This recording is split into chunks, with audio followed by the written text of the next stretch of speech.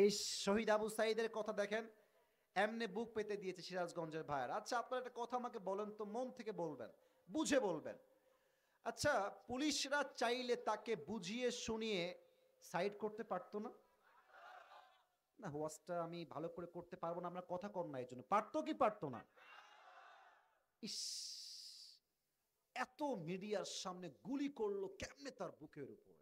আমার বিশ্বাস করেন, আমি আসিফ তখন বাসায় ছিলাম, আমি বাসার ছাদে ছিলাম যখন আমার সামনে এই ভিডিওটা আসে।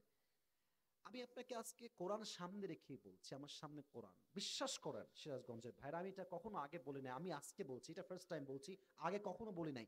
যখন শহীদ আবু সাইদের বুকে গুলি লেগেছিল, আমার কেন যেন মনে হয়েছিল এই জালিমের পতন নিশ্চিত এবার। আল্লাহ বলছে তোরা কি বলিস রে, স্লোগান কি বলছে, এবার আমরা কোটার সংস্কার চাই। আল্লাহ বলছে না না, এবার কোটার সংস্কার নয়, পুরো দেশটাই সংস্কার হয়ে যাবে আমার যুবক ভাইরা। অতএব যারা স্বৈরাচারের দোসর আছেন সাবধান হয়ে যান। যদি আগামীতে এই দেশের তৌহিদ জনতা ঐক্যবদ্ধ হয়ে ডাক দেয়, যারা এখন ষড়যন্ত্র করছে ইসকন দিয়ে, তারা তো পালিয়ে যাওয়ার সুযোগ পেয়েছে, আপনারা পালিয়ে যাওয়ার সুযোগ পর্যন্ত পাবেন না সিরাজগঞ্জের ভাইরা।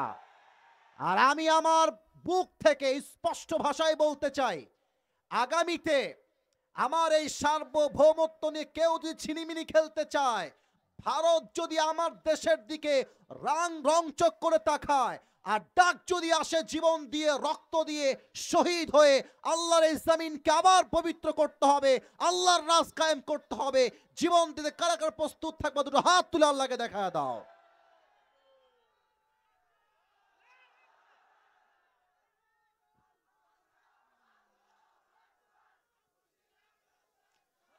আচ্ছা একজন দাঁড়াও, একজন দাঁড়িয়ে তাকবীর দাও, সবাই দেওয়া লাগবে না, একজন দাও, একজন কে আছে বাঘের বাচ্চা তাকবীর দিবে?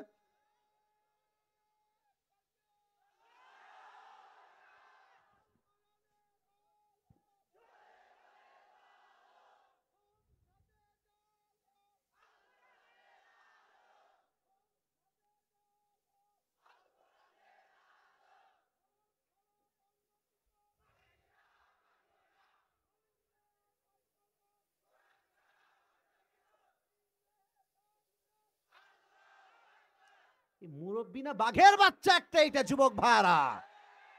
ওরে সিরাজগঞ্জের মানুষ রে, শুধু যুবকরাই শক্তিশালী নয়, মুরব্বীরাও তাগড়া যুবক হয়ে বসে আছে এখানে, ঠিক কিনা বলে? আচ্ছা এবার আমরা ফুল ওয়াজের দিকে যাই, তাফসিরের দিকে যাই। সবাই যারা এখানে আসছেন বিবাহিত কারা, একটু হাত তুলে ভালো হয়। আচ্ছা ও মুরব্বী আপনি হাত নামান। আচ্ছা বিবাহিতরা এবার হাত নামান, বিবাহিতরা হাত নামান। এবার সোনামণি সিঙ্গেল কারা, তারা একটু হাত তোলো। হ্যাঁ, না না না না, তোমরা সবাই সিঙ্গেল? আরে না, শিওর শিওর শিওর। আরে শীতকালে কষ্ট যুবকদের আরো বেশি বেড়ে গেছে যুবক ভাইরা আমার। আল্লাহ প্রত্যেকটা আব্বাকে সঠিক সময় বিয়ে করানোর তৌফিক দান করে পড়াবে। তিনটা তাকবীর দিবেন, হাত নামাও, হাত নামাও, বুঝে গেছি বুঝে গেছি, নামাও। তিন তাকবীর দিবেন, প্রথম তাকবীর দিবেন বিবাহিতরা, দ্বিতীয় তাকবীর দিবেন সিঙ্গেলরা। দেখতে চাই আজকে কাদের শক্তি কত বেশি। বিবাহিতরা একটা কাশি দেন। স্যার রেডি আছে বোঝাচ্ছে আমাকে, আচ্ছা দেখা যাক কে পারে গো, দেখা যাক। Silent, keep coed, keep coed, চুপ থাকেন। বিবাহিতরা সিঙ্গেলরা কিপ কোয়েট, চুপ থাকবা, কথা বললেই হেরে যাবা।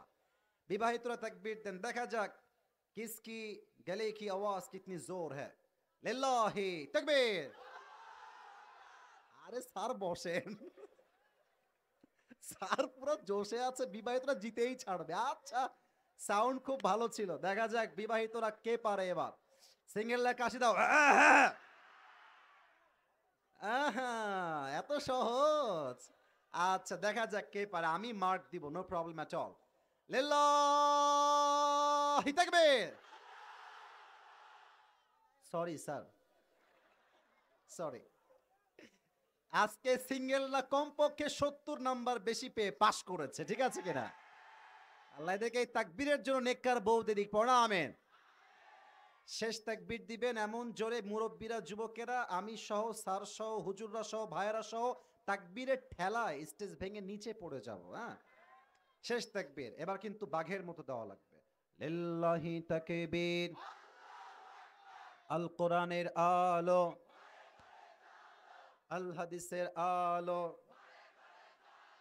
কোরআন হাদিস যেখানে,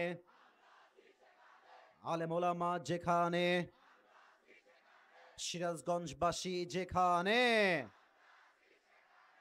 রয়হাটিবাসী যেখানে, আল্লাহ তাআলা কবুল করুন, সকলে পড়া আমিন। আমি এখন তাফসীর পেশ করতে চাচ্ছি কোরআন থেকে একটা অ্যানাউন্সমেন্ট দেওয়ার মাধ্যমে।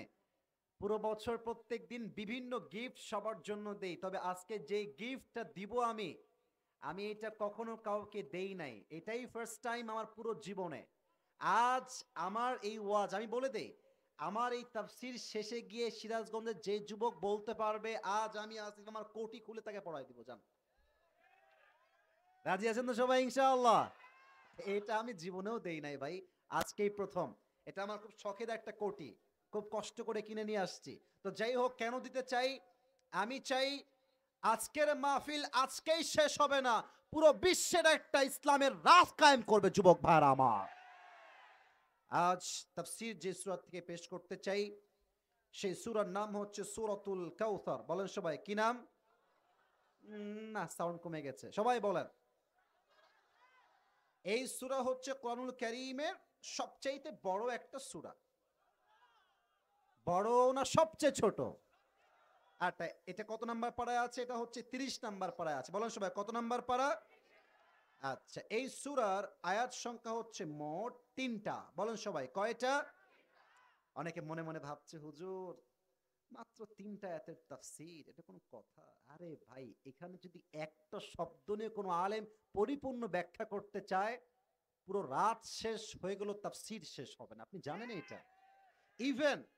ইভেন সবাইকে আমি কোরআন সামনে রেখে বলছি, কেউ যদি সূরা কাউসারের তাফসীর পড়ে, তার মনে হবে যে আল্লাহ তাআলা ছোট্ট একটা ঝিনুকের মাঝে পুরো আটলান্টিক মহাসাগর ঢুকায় দিয়েছে। এতটা ব্যাখ্যা, এতটা ভলিউম, এইটা এতটা এক্সপ্লেনেশন এই সূরা। তাহলে সূরাটার নাম কি? হ্যাঁ, জোরে বলেন, সূরাটার নাম কি? এই সূরার আয়াত সংখ্যা মোট কয়টা? রুকু সংখ্যা হচ্ছে মোট একটা। বলেন সবাই, কয়টা? এই সূরা কত নাম্বার পারায় আছে? এটা কি কোরআনের সবচেয়ে বড় সূরা না সবচেয়ে ছোট সূরা? এবার আসেন মূল তাফসীর চ্যাপ্টারে যাই। একটা সূরার তাফসীর যদি কেউ পেশ করতে চায়, একজন বড় মুফাসসির ইমাম সাদাউল্লাহ পানিপত্তি রহমতুল্লাহি আলাইহি লিখেছেন, যদি কেউ সূরা তাফসীরকে সম্পূর্ণ করতে চায়, there are 5 things that is most important to talk about। 5টা বিষয়ে কথা না বললে সূরা তাফসীর কখনো সম্পূর্ণ হয় না সিরাজগঞ্জের ভাইরা। ফার্স্ট অফ অল প্রথম হচ্ছে সঠিক শুদ্ধ তেলাওয়াত। 2, রাইট ট্রান্সলেশন, সঠিক তরজমা। 3, শানে নুজুল, when Allah subhanahu wa ta'ala has revealed this surah and why he has revealed this surah, এটা কেন নাজিল হয়েছে, কখন নাজিল হয়েছে জানতে হবে। 4, what's the explanation of this surah, এই সূরার ব্যাখ্যা কি হবে। 5, what's the lesson that you have got from this surah, এই সূরার শিক্ষা কি, কি শিখলা। এই 5টা বিষয় না জানলে তাফসীর কখনো সম্পূর্ণ হবে না, ঠিক কিনা বলেন?